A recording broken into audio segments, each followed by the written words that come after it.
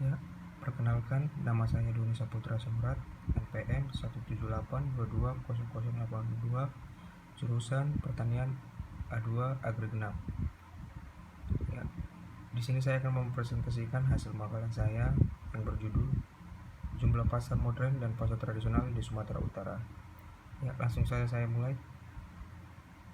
Di sini ada pasar tradisional merupakan tempat bertemunya penjual dan pembeli serta ditandai dengan adanya transaksi penjual dan pembeli secara langsung.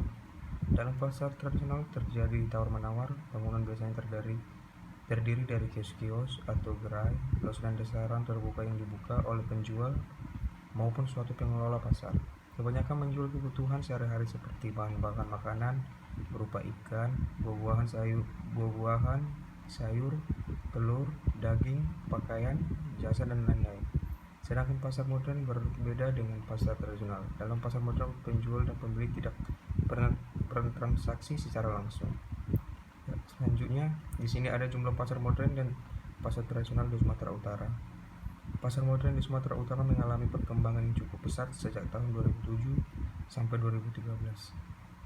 Yang cukup besar yaitu hypermarket 1,48%, department store 6,5%, supermarket 10,4%, pasar swalayan 81,8%. Sedangkan jumlah pasar tradisional di Sumut selama tahun 2007 sampai 2013 tidak mengalami pertambahan.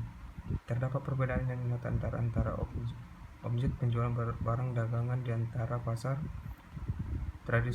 tradisional sebelum dan sesudah berdirinya pasar modern di Sumut. Hal ini dipengaruhi oleh dua indikator, yaitu tingkat keuntungan mengalami penurunan dan tingkat persaingan pasar.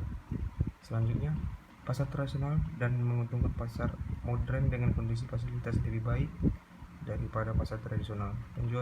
Penjualan pasar modern terhadap objek pedagang pasar tradisional, hal ini dipengaruhi oleh tiga indikator, yaitu tingkat pendapatan, pelangganan, dan produk yang mengalami penurunan memiliki pengaruh positif dan signifikan terhadap objek pedagang pasar tradisional.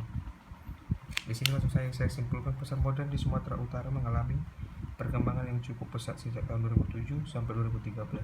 Yang cukup besar yaitu hypermarket 1,48%, department store 6,5%, supermarket 10,4%, pasar swalayan 81,8%. Sedangkan jumlah pasar tradisional di Sumut selama tahun 2007 sampai 2013 tidak mengalami pertambahan. Terdapat perbedaan yang nyata antara objek penjualan barang dagangan di pasar-pasar tradisional sebelum dan sesudah berdirinya pasar modern di Sumut. Ya, sekian hasil presentasi saya. Jika ada kekurangan atau kesalahan atau pengucapan saya yang kurang, saya mohon maaf. Terima kasih.